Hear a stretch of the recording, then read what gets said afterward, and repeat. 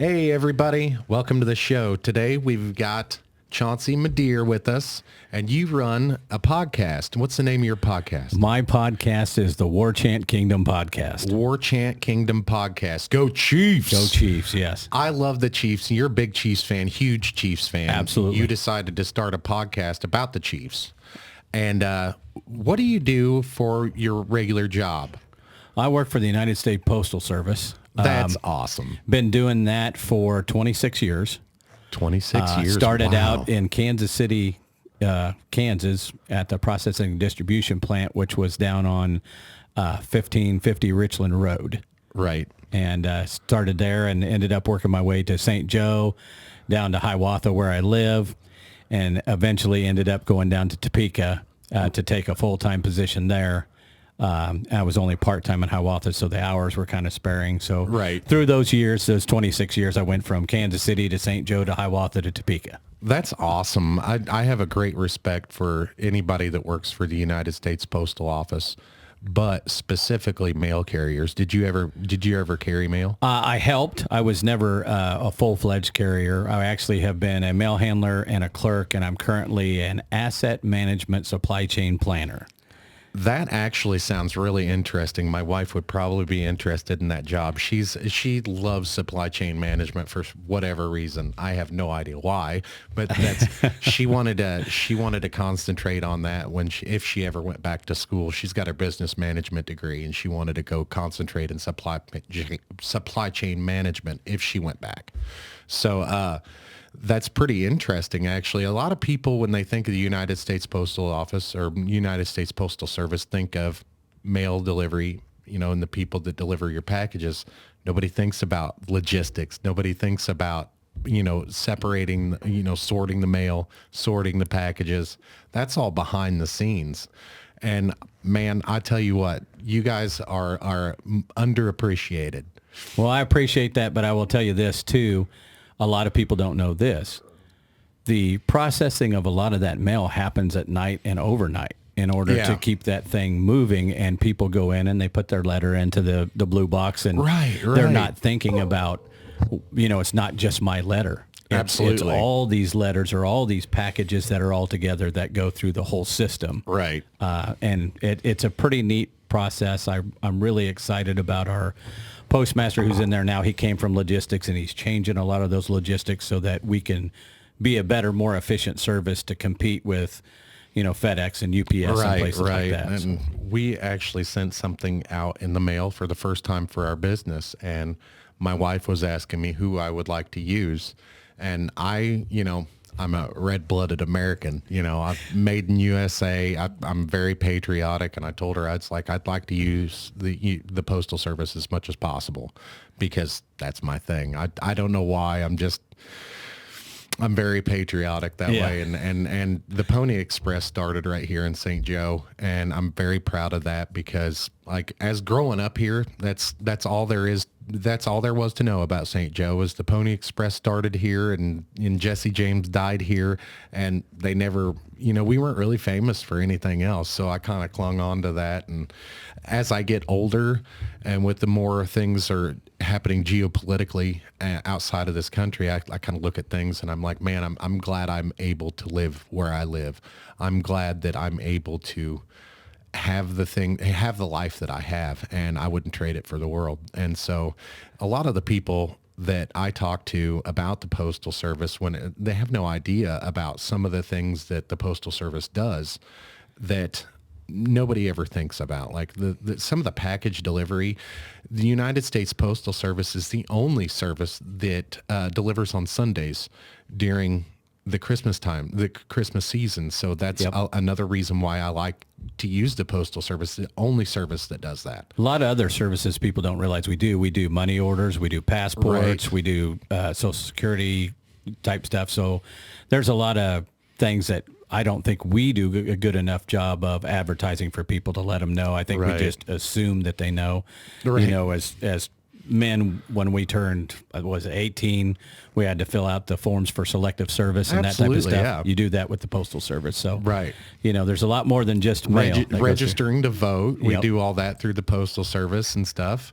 Man, and you never really think about that and stuff. And it's kind of all built in here. And so what a great thing that we are able to have. A lot of places around the world aren't able to even get mail. Yeah. So that's a wonderful thing that we have, and that it's not exclusive to the United States, but everybody looks at the United States Postal Service and kind of models themselves after that. And so one of the things that makes me laugh is the mail trucks.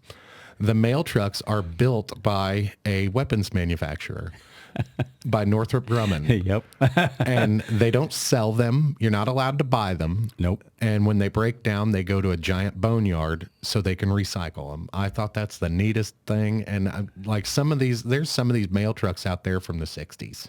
You know, and so they run like brand new, but I mean, they're all beat up. And so, at one point they used to just be a Jeep. Yeah. Yeah. And ended up into what we call an LLV, which stands for long life vehicle. Right. And that's what they use today. We're actually starting to make that move to electric vehicles. Really? The Postal Service is the first major business who's taking upon a big side of that. And so that's currently going on in the Postal Service now. That's interesting because, the world's largest lithium deposit was just discovered here in the United States. That's pretty neat that the Postal Service is kind of embracing the electric because, they do go around towns, like in the rural vehicles, those could be gas. Right. But here in town, we could absolutely utilize electric and it'd be a lot cheaper than fuel. Well, and think of places like California, Florida, Texas, Absolutely. That's really highly populated to be able to have that particular thing to keep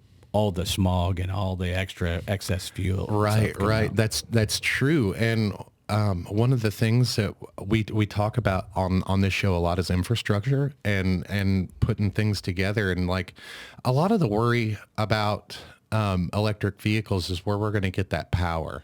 And I'd like to talk to somebody, about that side of where the power comes from. I know we have the Iatan coal-fired power plant right down the road here. So I'd love to talk to somebody that worked there or has worked there to talk about that kind of stuff and logistics on how that stuff works. And I know we also have a nuclear power plant somewhere close to here, but the power isn't generated for here. It travels elsewhere. So wow, that's kind of crazy. But so you've been with the Postal Service for 26 years. What made you want to start a podcast? Well, for a long time before I started for the Postal Service, I started I had my own DJ business and did that for several years. I started when I was like 16 and did it for like 20 years and just loved it. I love the fact that I can go and watch somebody get married and they come in and there's all this, especially for the women, there's all this stress and everything else about wanting everything to be perfect and they're trying to control everything and they forget to have fun. Right. And so my goal as a DJ was to say, you come to me, let's talk about everything that we want to do. Let's get it in paper. And so when you walk in the door, I take care of it from there on. You don't have to worry about the music at all. So kind of like the planner. Yes. That's awesome. I wanted to get into doing some of that a long time ago, but I didn't quite get there. I didn't have enough ambition when I was younger. Now I have that ambition now that I'm older and just a lack of funds. So it's a little bit different now for a lot of the DJs. They just play song after song after song. Right. When we grew up, it was about getting on the mic and trying to get the crowd involved in that type of stuff. Absolutely. And so I got comfortable speaking in front of people at a real young age. My dad knew so many people. He was a district manager for the Pizza Hut for a lot of years. Was a manager locally for a lot of years, and so he knew people from all over the place. He played slow pitch softball. They went all over the place and played softball, so he knew people everywhere. So it seemed like every time we went somewhere, he knew somebody, and he was talking. And so it just kind of it was natural for me. And so when I did that, I kind of really loved the DJ thing, but I didn't want to get back into it because to me the music has changed to a point that I don't particularly care for some of the language that's in the music. Absolutely. Yeah, I'm not a big hip hop fan, and if I was a DJ, I'd have to play it. Yes. And I wouldn't know what's popular. I wouldn't know. I would listen to I would play a lot of stuff that I like, and it's probably not popular among. Yeah, you wouldn't DJ very long. Right.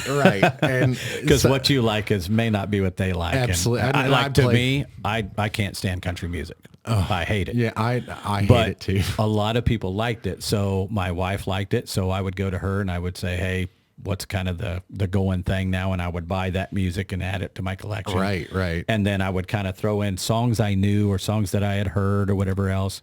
And then people would come ask. You know what? I've seen some people cheating.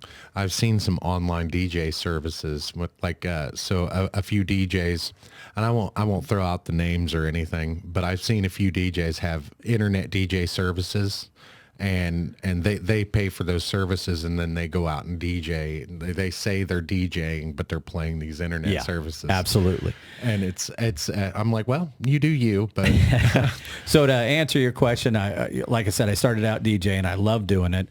I started getting to the point where I have a lot of friends who are Chiefs fans, but they're not near the Chiefs fan I am. So I'm talking to everybody about the Chiefs. And the more I did, the more I realized, you know what? I really like talking about it. I would like to do something, but I don't want to just talk about the Chiefs. I kind of took a page of what you're trying to do here.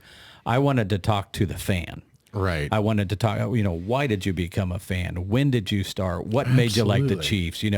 Questions like that. And a lot of my very first podcasts were just with people. Right. And we talked about, what it did. And to find out so many connections with parents or brothers and sisters or somebody they married into, and they didn't care about football. Next thing they knew, they're diehard Chiefs fans. And, those stories were awesome to me. And so I kind of started doing that and just loved it and been doing it since. That is awesome. That reminds me of Melissa Etheridge. And when she talks about the Chiefs and talks about growing up with her dad and watching Chiefs games with her dad, and that just warms my heart hearing things like that, because it's a similar story with us.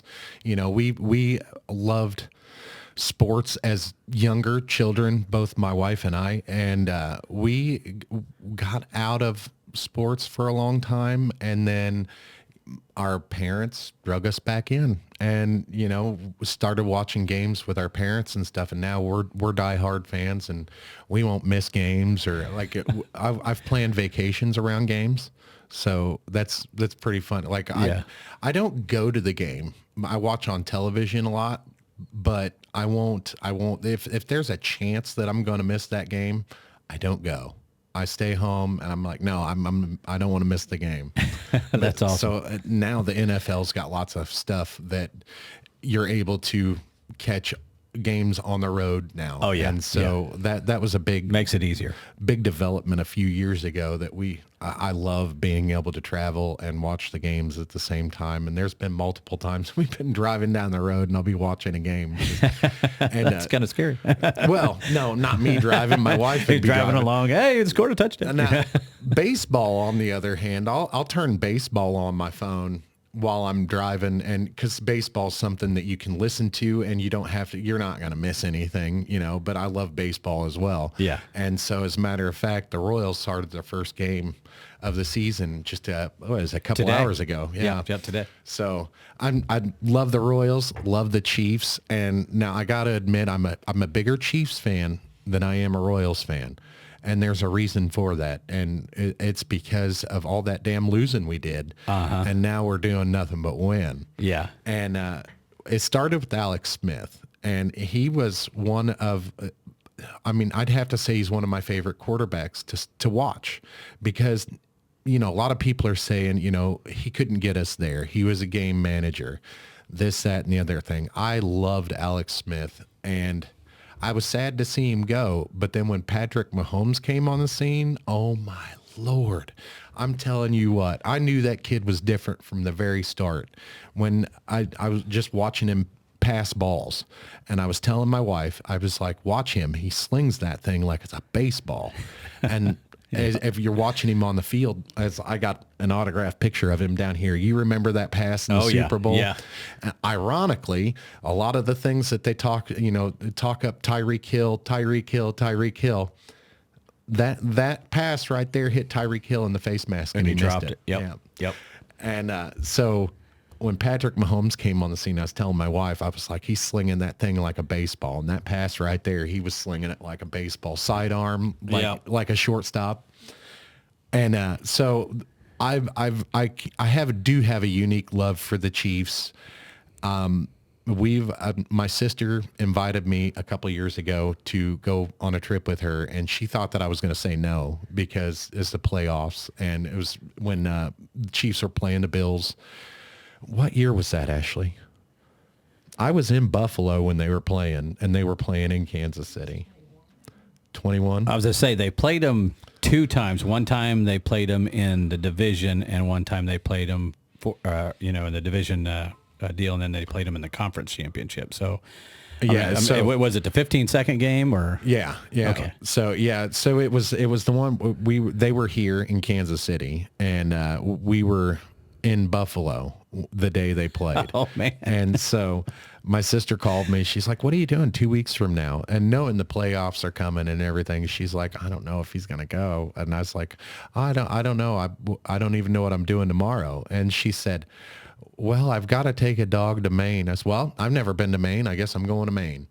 And I went. And then the only reason I did say yes is because I know I can watch the game anywhere now. So yeah, awesome. That's one of my things. So the reason why I got into podcasting myself is because growing up, I always watched like Siskel and Ebert movie reviews, and I was always entertained by like Entertainment Tonight and the Hollywood shows and the after hours Hollywood shows. I always found that entertaining.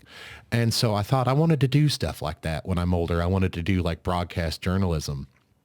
Well, life kind of passed me by and I didn't get into it, and I found other loves. And as I'm sitting here being a stay-at-home dad for the last 10 years, I started watching podcasts and listening to podcasts, and I was like, I love this, and I think I can do this. And I talked to my family members, I talked to my friends, and they were like, "Oh, you'd be great at it. You should start absolutely. something." And so how I sold it to my wife was, "Hey, if it never makes any money, at least I've got a pretty cool hobby, and I won't be up your ass all the time." So she appreciated that, and and now she's got another job out of it. Yeah, absolutely. But this baby's 50% hers, so she signed her name on the paperwork. I wish we had. We got to get a better setup that has 4 mics, because I wish we could have you joining us, because you're a Chiefs fan too, and we love watching the Chiefs together. And so you had a friend of ours on your show a long time ago, and she had actually listened to that podcast because he had sent it to us. Okay. And she's like, "You remember the podcast Lindley was on?" I was like, "Yeah." And she's like, "That's the guy." And I was like, "Oh, shoot, I didn't listen to it." And so I had to go back and listen to a little bit of your podcast, and I enjoy it. And well, thank you. I appreciate that. You're very welcome. We've got to get you on video though. We got to figure out how to get you on YouTube. Well, and I'm working towards that. We talked about that from the get-go. My co-host Randy Widener and I have. It started out with the whole group of us that tailgate together. Absolutely. But then there's certain people that's got to work certain days, and it got really hard to try to find a right time, and so we kind of narrowed it down to him and I, and then bringing guests on. And so we'll bring guests on occasion, and sometimes I'll just do it alone if he's busy and doesn't have time. But I love talking Chiefs. I love talking to people about the Chiefs. I love listening and hearing stories about how somebody got, started with them, or how they became their favorite team, or, whatever. And so to me, if I'm interested in that, I assume there's other people that's interested too. Oh yeah, so, for sure. And that's kind of what I was thinking about my podcast, is the things that interest me.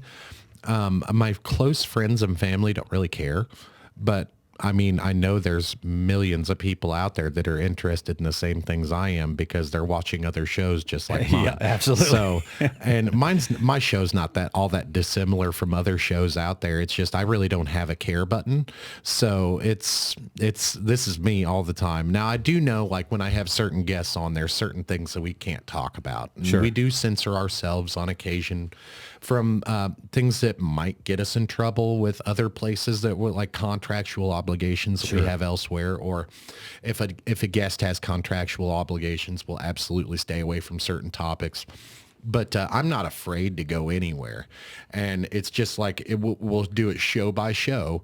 Like if this guest has a contractual obligation that they have to stay away from certain topics, we'll follow that. But if the next guest is like a rock star that can talk about anything, well, absolutely, we'll talk about anything. Yeah, you should go down that hole that you couldn't on the other one. Absolutely. Yeah. See where it goes. Yeah. Let it bake, and that's where I wanted to take this show from the very beginning.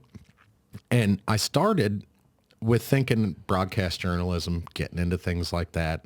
And then also the boredom of being a stay-at-home dad, and my kids are in school now. And it sometimes is difficult to find things to do myself because the wife works during the day, and I do have a lot of things that I have to take care of here at home, but it only takes a couple hours a day. And so what do I do with the rest of my day?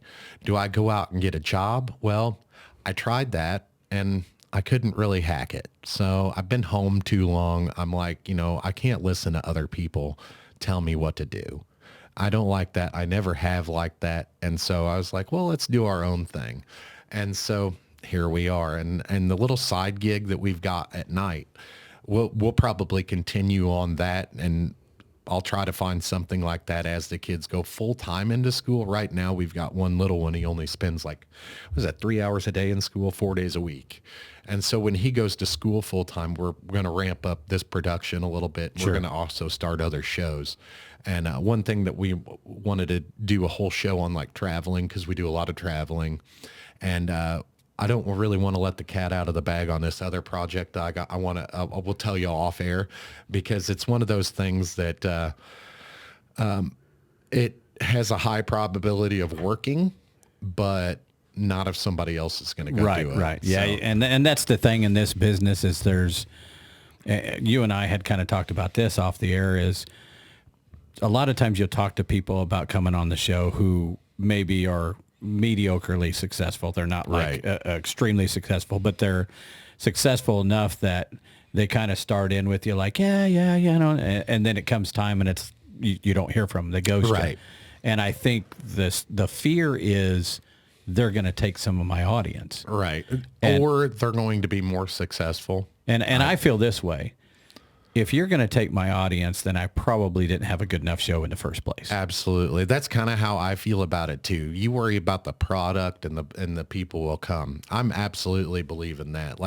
So I've already experienced that, and I've only been podcasting since December. We'll say January. So we've only been podcasting for about 4 months now. And I've already experienced that to where I'm talking to a guy right now. I'm not sure he wants to be a part of our show because we're bigger. And it took us 4 months to get bigger than him, and he's been doing it for over a year. And I'm not even, it's not about that. It's not about size to me. It's like, I want to talk to the guy because he seems interesting. Yeah. And I'll be a guest on his show, and his show is nothing like mine. So, and I was telling my wife, I have no competition. I don't look at it like that. My competition is myself. Yep. I'm trying to be better than I was the last show. And I'm trying to give my guests, the people that are here to see me or here to hear me, a better product than I gave them last week. And that's my whole goal, is to be better today than I was yesterday. And it's not about numbers. It's not about sales. It's not about none of that stuff. This is my hobby. This is my passion.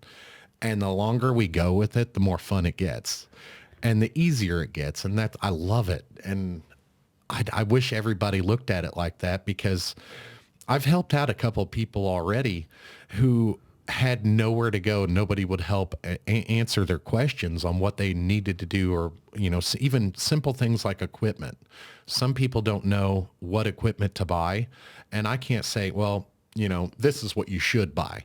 I say, well, this is what I have and it works for me, and this is why. And if they describe to me what they want to do or how they want to do things, just a few minutes on Google is all it really takes for me. But it may have taken them 6 months to decide on which computer to buy. And those things aren't really the important things.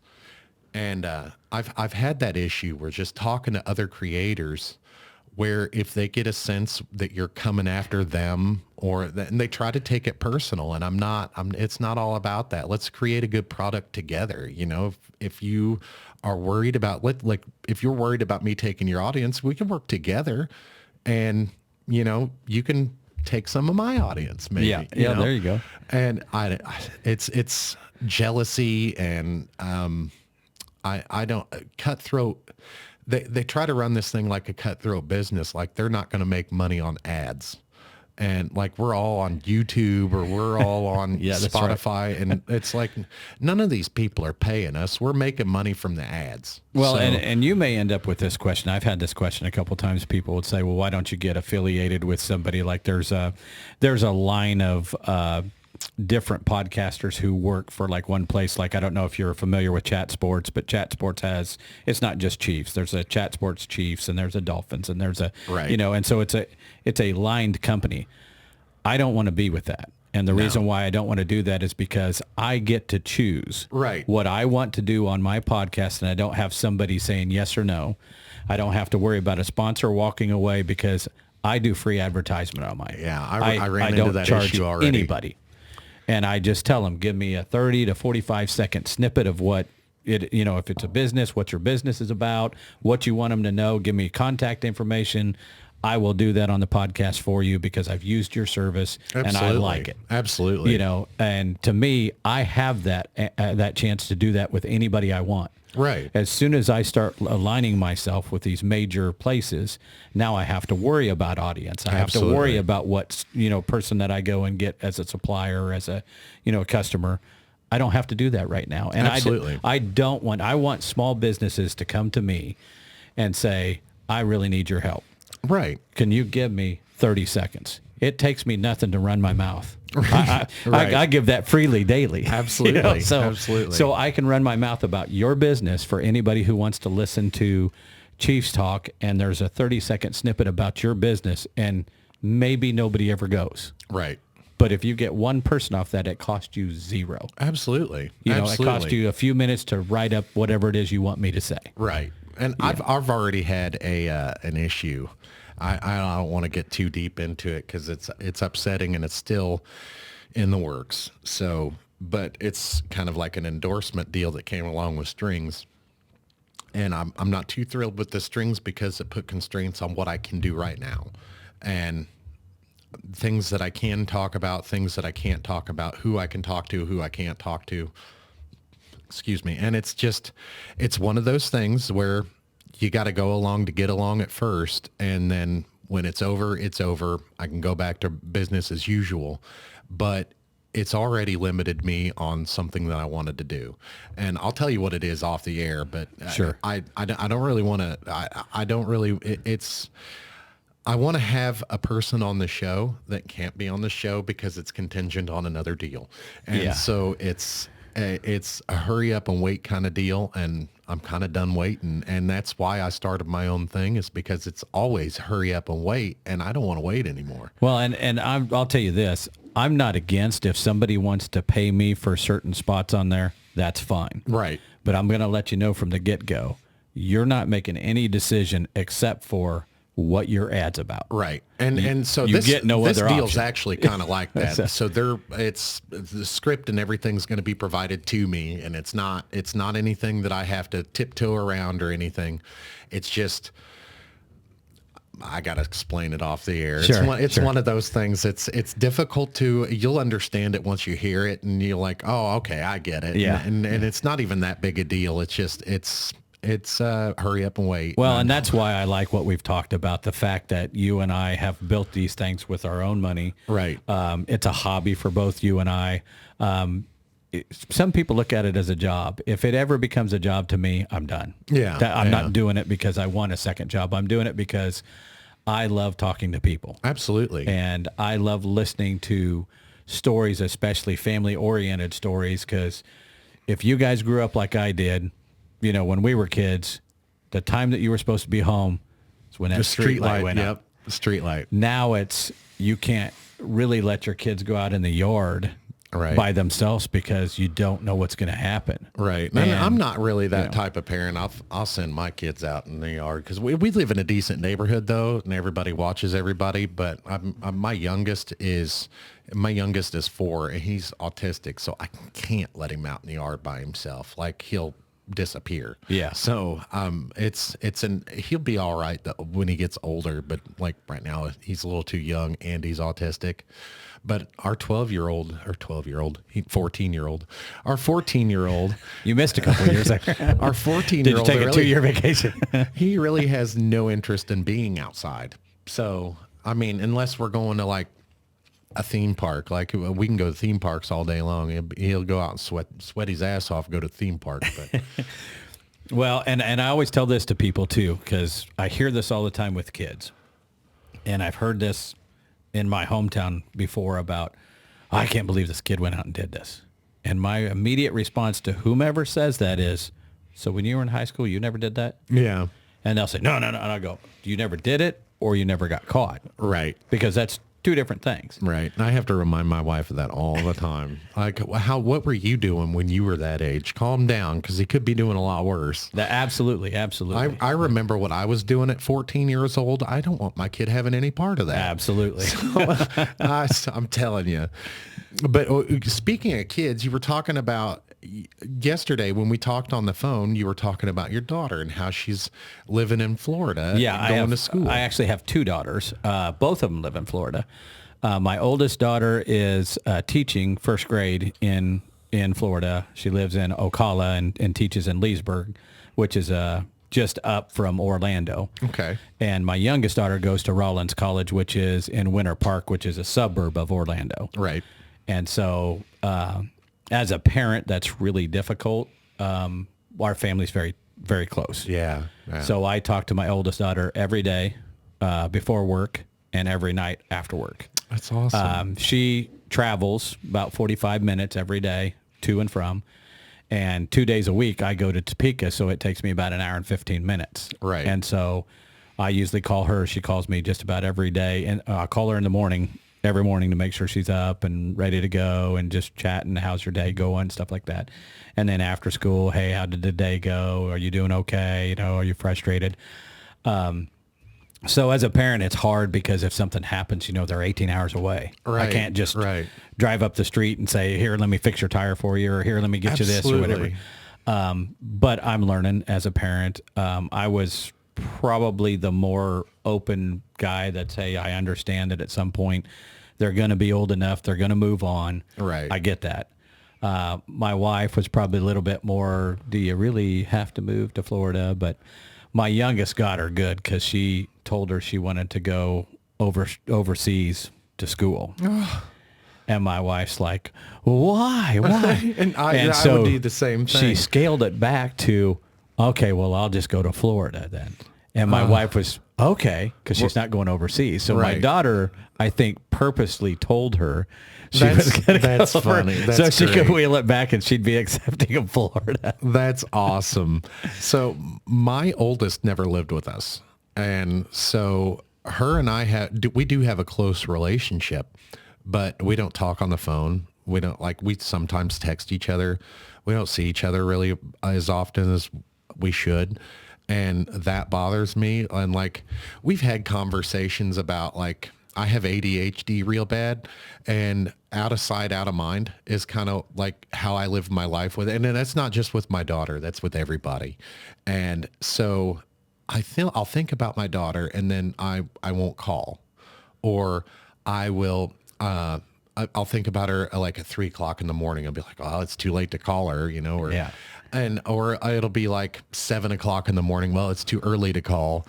And so there's those moments I have with my daughter that I miss my daughter, but she's in town.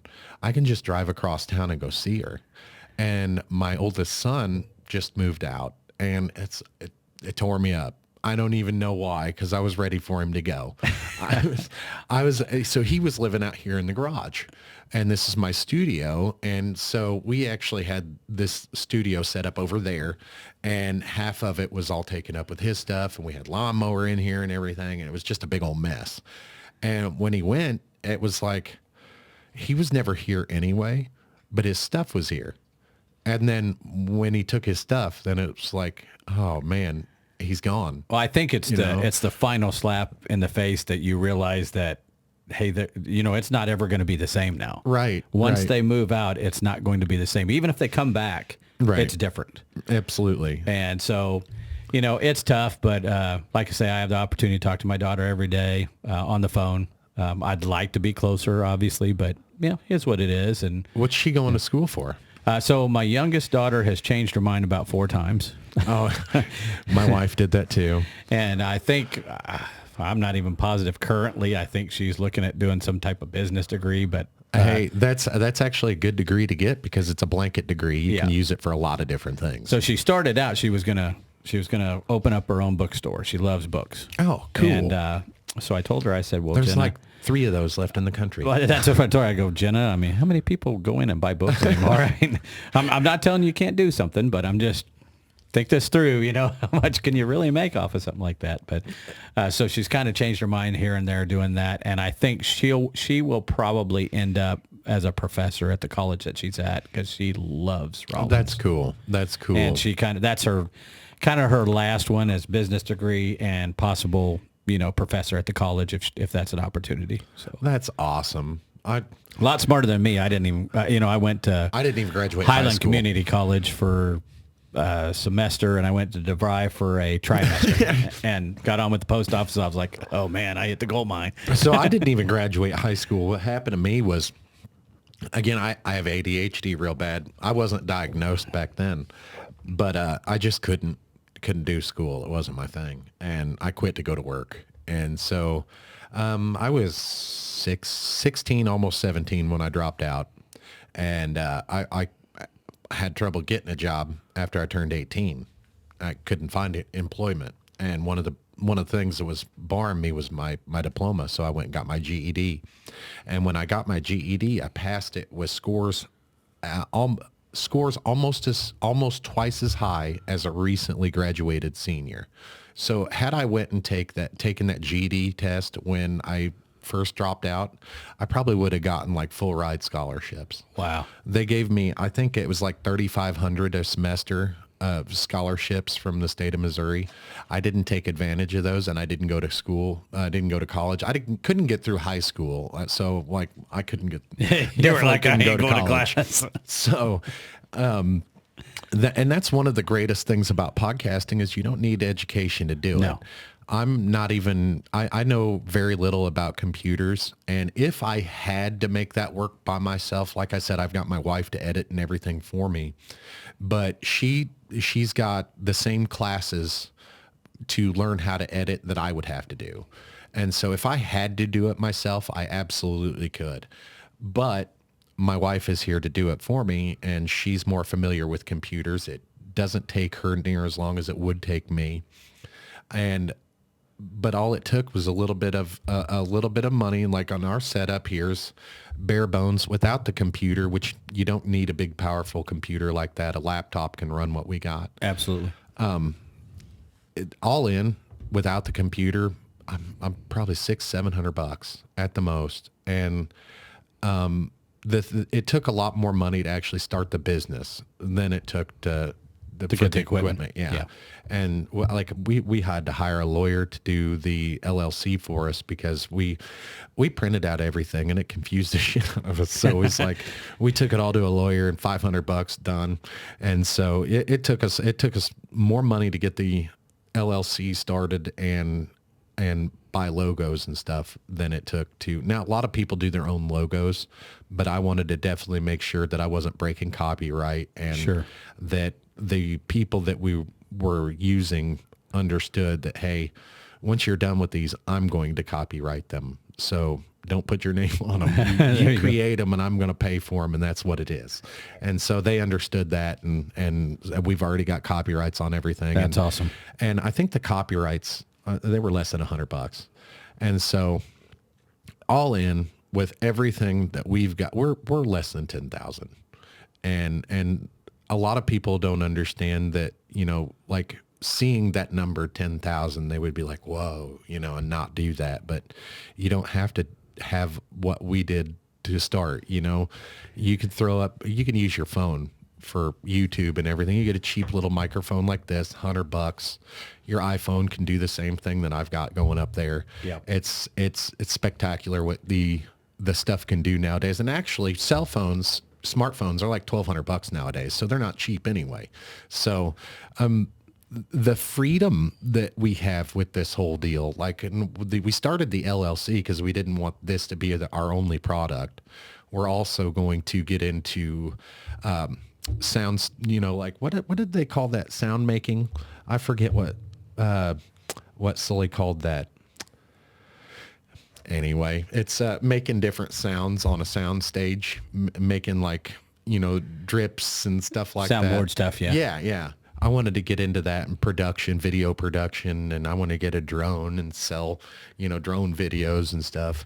And not only just sell this stuff, but I want to do it so I can have it without paying for it. Yeah. And we need B-roll for our show, and we need that for the intro. Like, we wanted to do an intro, and then all the stock editing footage that we found, it just costs money, and then you got to list the licenses and all that. I'd just rather not have all that. I'd rather just go create it myself. And then once we create it ourselves, we can sell it and license it, and absolutely, whatever we want to do. And so that the freedom and not having a boss tell me what to do. Love that. I love that part of it. And I just... talking to people, like you said, I was watching documentary. Did you see that John Madden documentary? Yes. So I was watching that documentary, and they were talking about how John Madden got on his bus, and he hated to fly. And he got on his bus, and he traveled around the United States, but they thought that that was just an excuse because he loved to talk to people. He loved to get out of the bus and just talk to people. And I think about that, and whenever we travel, we love to travel, I can stop and talk to just complete strangers for 20, 30 minutes about bullshit. And it annoys her sometimes because she's an introvert and I'm an extrovert, I'm an extrovert and introvert. So, but it's traveling with me is great because I'll just say random things to strangers and strike up conversations, and I love it. But I met somebody at Universal Studios. I talked to her every morning when I was going out and smoking cigarettes and drinking coffee, waiting for everybody to wake up. She was waiting for her son to wake up, and we just had a conversation every morning. And when we left, we found each other on Facebook and everything so we could keep up. And I told her I was starting a podcast and everything, and she was real excited about it. And she's like, I don't know anything about that podcasting stuff. And meeting people from different places that do different things, and building America. My brother, we were actually on the show talking about infrastructure, and he's a utility locator. And so that's what he does for a living. I used to be in underground utility construction. You're in postal work, and I want to talk to manufacturers, people that do things with their hands. Absolutely. But mostly just everyday people that don't get a voice, and when you get on a podcast, and lots of podcasters are out there talking to authors, they're talking to movie people, actors, comedians. I want to talk to just people, I'll talk to an actor, I don't really care, but I don't really want to talk to him about, I used Matthew McConaughey as an example earlier. If I had Matthew McConaughey here in studio, I wouldn't want to talk about your everyday average things with him. I would be like, so what do you think about on a Tuesday night when you're getting ready to go to bed? What does Matthew McConaughey think about? That's what I would be thinking and doing. And I was just sports talk. If I had Chris Jones right here in front of me, it wouldn't be about Chiefs football. It'd be about Chris Jones. Be about him personally. Yeah, Chris Jones stuff, And I think the reason why other podcasters do that is because they're trying to get that name, to get that recognition, to build their audience. Right. Well, so I don't care about any of that stuff. And that's where you and I think that's why, it's working so well with us on the podcast, is because for me, I want to bring something that people don't normally get. Right. I don't know that I could go get Chris Jones or Patrick Mahomes or somebody like that to come on my podcast, But if they did, I'm not sure what I'd ask them, because I don't want to ask them the same question they've been asked a billion times from somebody else. Absolutely. You know, I want to know about them as a person. I'll tell you a quick story for me. One of my favorite Royals of all time is Frank White. I don't even know who that is. Frank White was our second baseman, 6-time or 7-time Gold Glove guy back in 1985. Okay, that's why it was part of the 85 series. And so we come to St. Joe, and our church had like a little silent auction type thing, and we were doing a lot of travel at the time because my daughter did traveling softball. So Right. we're running to Kansas City, and we're running to Omaha, and we're running all these places.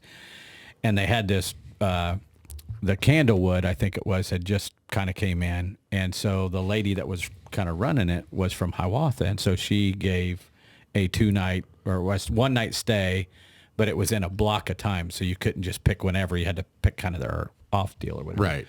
And we just happened to come in when the Chiefs had come up for camp. And my daughters and I were spending enough time together. They'll watch the Chiefs, but they're not the Chiefs fan I am. My Right. wife is not the Chiefs fan I am. And so they could care less. And so we're standing at the line to go and say, hey, we got a registration, or reservation or whatever. And I seen this picture of Frank White and Willie Wilson, and those were kind of my two favorite guys off the team. And I asked the lady, I said, hey, I saw Frank White and Willie Wilson, says they're supposed to be coming here to sign autographs. When are they going to do that? And she goes, oh, they're here today at 3:00. Wow. And it was like 10 in the morning. So I'm like, rock on. I'm going down to get autographs. Right. And so I'm expecting to go down there because this was before 2015 when we won the World Series. Right. We hadn't won it since 85. That was the last team that won it. So I figured I'm walking in here and this line's going to be all the way out. Right. I mean, it's going to be forever. And 3:00 hits, and I come up the front, and I said, okay, so where do I go? And the lady goes, well, you go down the hallway, and there's a staircase. You just take that staircase downstairs into the basement, and you walk down the basement, and you'll see the sign. So I walk down the basement. It's this real dark, gloomy, almost like you feel like somebody's going to come out and read, Wow. And I'm like, I don't think I'm in the right spot. And as I get closer, I hear these people talking. And so I walk over by there, a light's on, and there's a guy that's putting stuff on the table to sell. And I'm like, oh, this must be it. And I look over, Frank White is there, and Willie Wilson is there right next to him. And so I look around, and there is no line. Nobody there. Right. So I go buy a couple things. We go up. I've got my daughter with me. Well, both my daughters, but my oldest daughter was playing softball and stuff. And so I go up and I stop to talk to Frank White. And I talked to Frank White for 40 minutes before a person walked in. And it was just a conversation about his life. And he asked about my daughters. Absolutely. And talked to him about, playing softball and how it was similar to baseball and some of the things they could do to get better. And I mean, it was just super with the kids. And I talked to him. It was right after he had done some the play-by-play for a while with Denny Matthews and some of them guys, and they kind of had just canned him the year before. And so I was kind of asking him like, well, what happened? Because I loved listening to you. Always would, especially for my daughter, I would sit here and say, well, the reason why they're doing this on a 1 and 2 account is because of this. And you were explaining that. And I'm like, well, just listen to Frank. And I said, and I love that because my daughter was learning the game. And one of the reasons he said they fired him was because they wanted him to talk about what does Mike Moustakas like to eat and who does he have a girlfriend and where did he come from. Oh, my gosh. They didn't want to talk about the game. They wanted to talk about the individuals because they wanted to endear the individuals to the fan. And he wasn't wanting to do it. And so then they just canned him. And that's when Rex Hudler and some of them guys came in. I like Rex Hudler. I like the Hud. And I have nothing against him personally, but to fire Frank because he didn't want to do those specific things I thought was crazy. Right. But, the reason why I tell that story is because I had an opportunity for 30 to 40 minutes to talk to him personally about him. Right. And it was the greatest thing that had ever happened to me with any ever professional athlete. Yeah. I just thought it was the greatest thing. I'll never forget that day because of it. So Ashley here, she runs into players out and about. I've not actually done it myself. We're the types of people when we see other people out in public. I've not actually seen anybody famous out in public, but Ashley's ran into football players, and we're the type of people that just, like keep our distance and not bother them. Yeah. And she called me and she's like, guess who I seen out at Walmart? And I was like, who? And she's like, Derek Naughty. And I was like, hold on a minute. You saw Derek Naughty without his uniform on and you knew who he was? And she's like, yeah. And I'm like, that's impressive. That's my girl. Was that because he had a line of people behind him asking for autographs? No, she said he was carrying a box fan. Well, it must have been for his room they put him up in. Yeah, and so she saw him, and then she did an event for Eric Berry. So her employer was sponsoring an event that Eric Berry was doing, and when she was down there, she was working, and then at the end of it, they asked, hey, would you like to take a picture of Eric Berry? And she's like, would I? So heck yes. So that was pretty fun for her. And of course, our mutual friend, he meets with the players sometimes. And I think that's just the coolest thing. And I'm so happy for that guy because he's not from here. And he has been a Chiefs fan his entire life. And then when him and I became friends, I was like, wait a minute. You're from this place and you've been a Chiefs fan all your life and you're just now moving here. And how incredible is that for you? He's like, it's amazing. And then we had taken him he had taken us to a Royals game, and we were going on our way into the K, and he saw Arrowhead Stadium, and it was like seeing somebody famous for him. And I'll never forget that. He's got his phone up, taking pictures. He's like, hey, man, that's Arrowhead. And I'm like, I know, I've been there. But I remember the first time I was at Arrowhead, awesome. I leaked a little things out of my eyes, I've lived here my whole life. I'm born and raised here. But the first time I went to Arrowhead I was an adult, and I cried a little. I can tell you it's nothing like it is on TV. Especially when they do the national anthem and get to the end of the national anthem and you feel it in your chest. Home of the Chiefs. Yeah. Chiefs. That's and the neatest one for me was they did a stealth over there when I got season tickets. Ashley sent me a picture the other day that I can't remember where it was, but they had hanging up on the wall a picture of a B-2 flying over Arrowhead. It was really neat. Well, I'll tell you what was wild is we were up on the top at the time, right where the bowl comes down. As a matter of fact, where the drum is now, if they would have removed the drum and you go all the way back to the cement, that's where my seat started. I had 7 seats right there in a row. Right.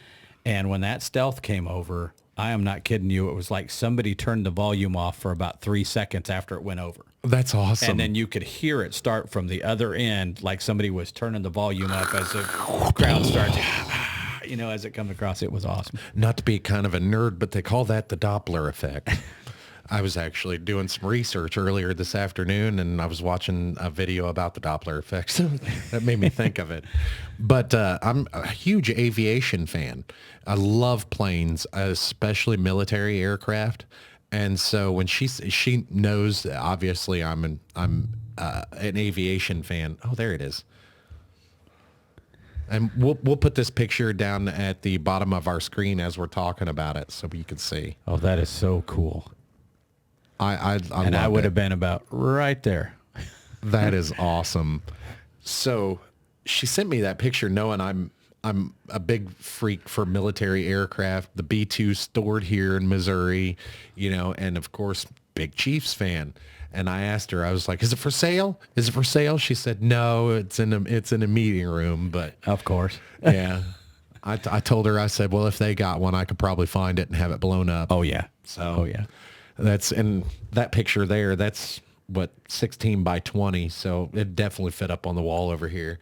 And the only reason I brought that out just to have it out here for today, and the helmet, and it's autographed by Tyreek Hill. You said you also do some memorabilia and trading and stuff. Yeah, I buy and resell a lot of stuff. I started out doing jerseys and rings, and I got necklaces and stuff that I buy and resell and stuff. So how I got involved in that was probably the same way that everybody else does, which is I go in and I'm trying to find something that I really want. Next thing I know, it's like, man, that's like really expensive. Right. And so I get with a buddy of mine who he worked for the Postal Service, but he was also a security guard for the Chiefs. Yeah. And he rides up and down the elevator with the Chiefs. Well, he had a friend who had the actual rings that the Chiefs got, the replica rings, but they weren't like these cheap ones they got out there now. Right. And so he calls me and he says, hey, I know you're a big Chiefs fan. I got a buddy of mine who bought a bunch of these. He's got some, but he wants to sell them, 10 at a time. Right. And I'm like, I don't know if I want to do that. But I knew I wanted to buy one for me. I wanted one for my brother, one for my dad. Right. And so I'm like, you know what?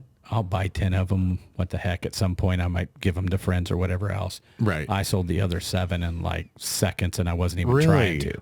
Wow. And so then I realized, I really didn't make anything off of that. But it was kind of fun. And I'm not trying to. But this gave me an opportunity with what I sold the other 7 for. The 3 that I had were paid for. Right. And so then I decide, you know what? I don't have to make a bunch of money, but I can go in and I can buy something I like and then sell more out because there's a minimum quantity and it'll pay for what I want. Absolutely. And so that's what I do.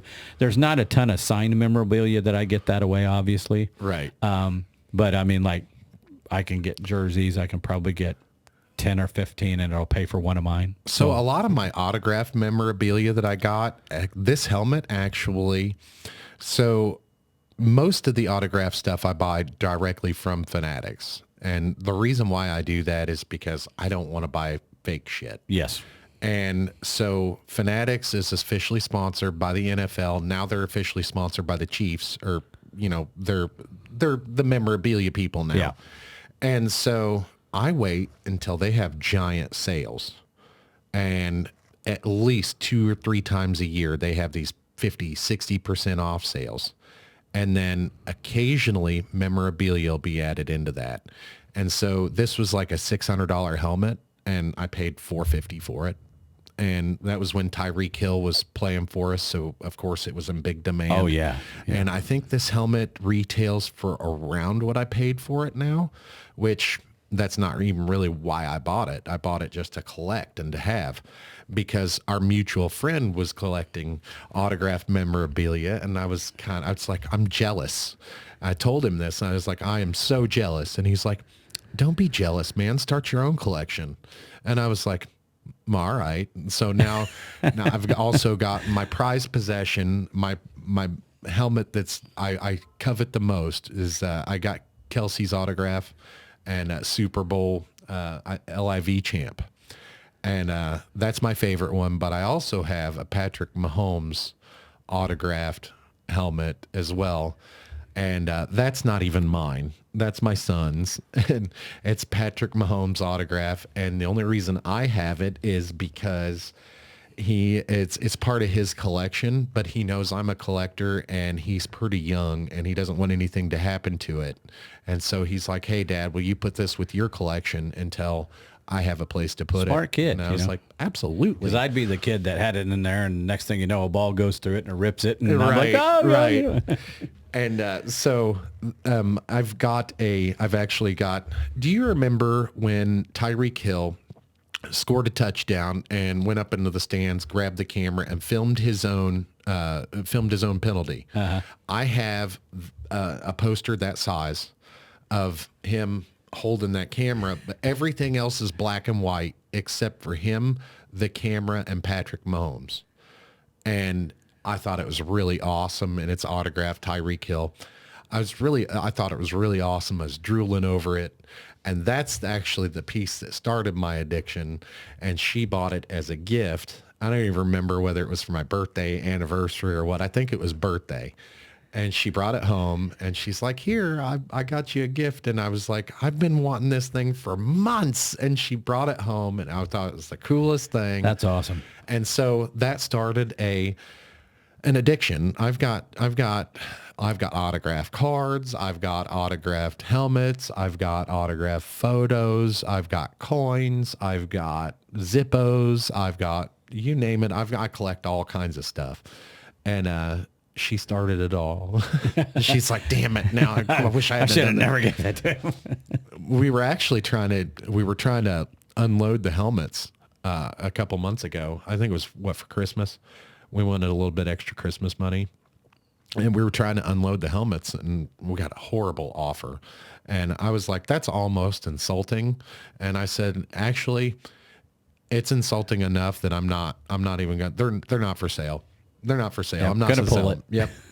And so Ashley's like, why? A little bit, as long as you get what you paid for them. And I was like, that's not the point. And I said, just the offer alone, like they thought that, and what they were going to do with it is sell it. And Oh, yeah. So I was like, for them to make that offer, and this is a collection, this is a serious collection, and none of these people are serious collectors. And for them to make that offer just to try to make $1 off of me, nah, not into it. Unfortunately, there's a lot of that continues to go on in that type of thing. And so I've kind of reeled myself back away from that. Right. And basically, I have my own Facebook page, War Chant Kingdom page, where you can go on and look at what I have. And hey, we'll link that in the description of the show, where we can link all his socials and everything, and we'll also link you're on Spotify, right? Yes. Yep. So we'll link your Spotify on there as well.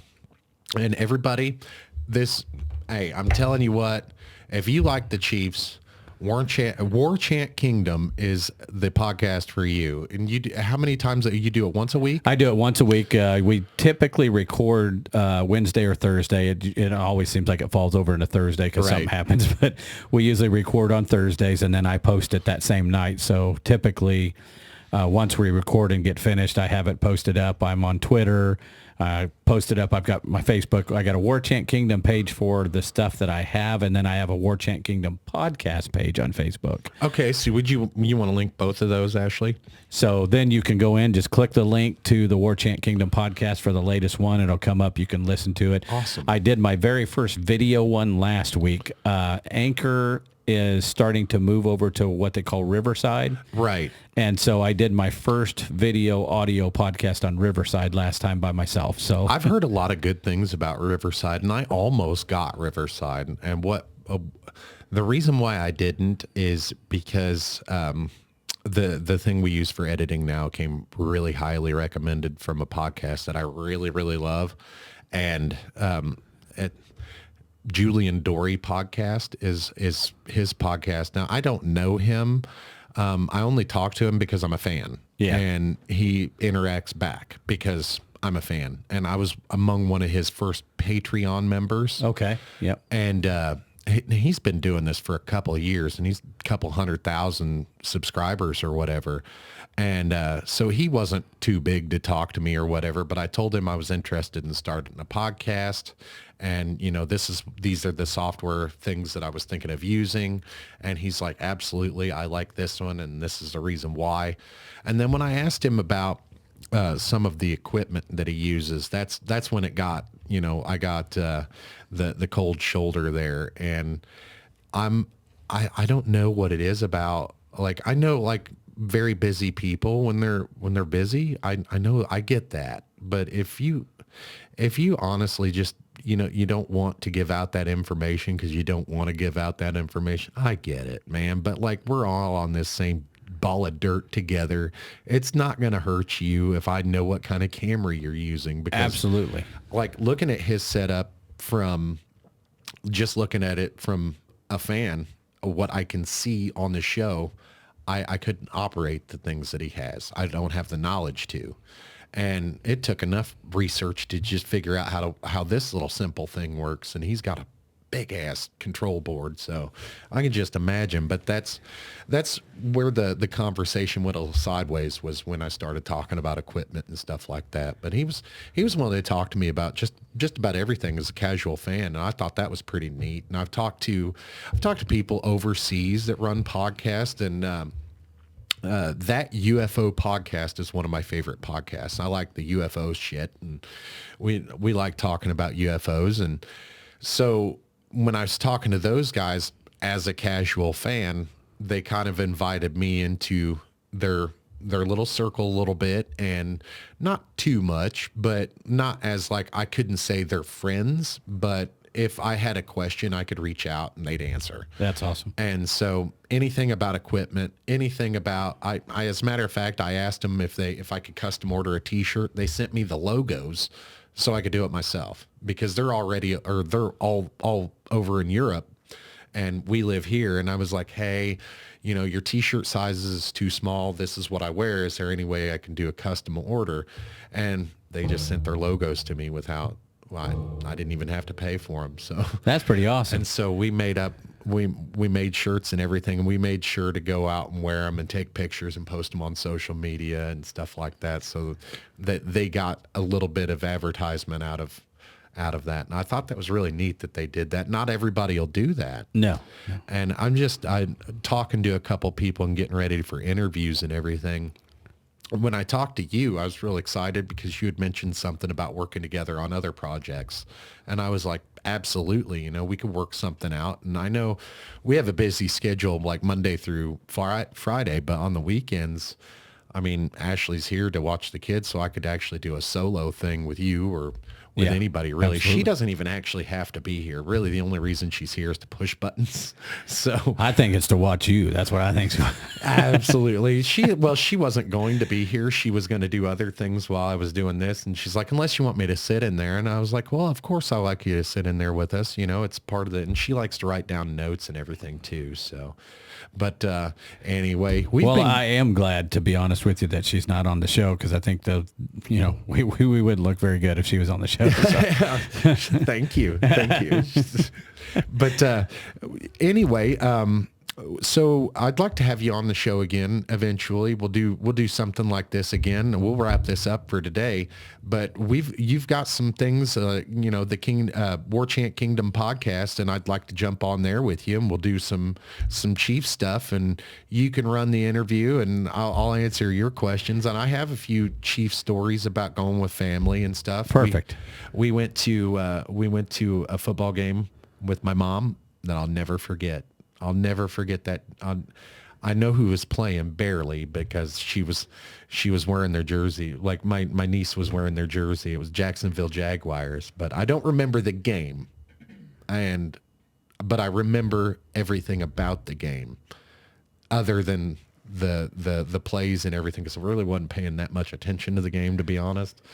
But Arrowhead is a character. Yes. In itself. And a lot of people don't understand that until they come here. Once you go to a game, you get it. Absolutely. And I will tell you, I've heard so many people go, it's not that much different than going to, watching it on TV. I'm like, well, then come. Right.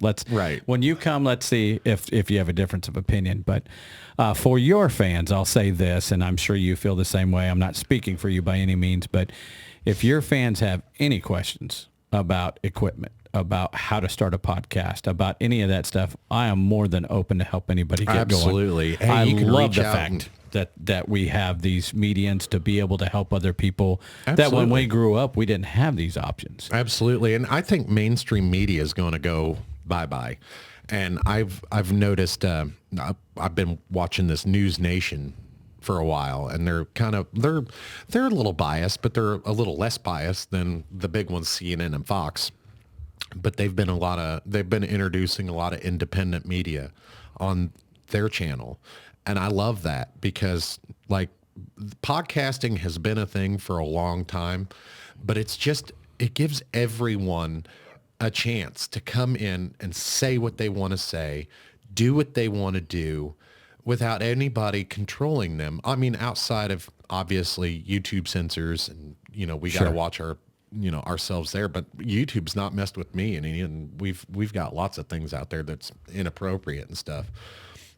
They just ask that you have it farther in, so that the people that are hearing it are more the type of people that are wanting to hear that stuff anyway. It's going to be completely through the middle of it. Right. You're not going to hear it from the very get-go. I think it's like you can't have any cuss words within the first couple of minutes. I can't even remember, because I wasn't paying attention. They did say that they'll let you know if you violate. So, and we violated terms on a short, and they didn't tell us what was going on.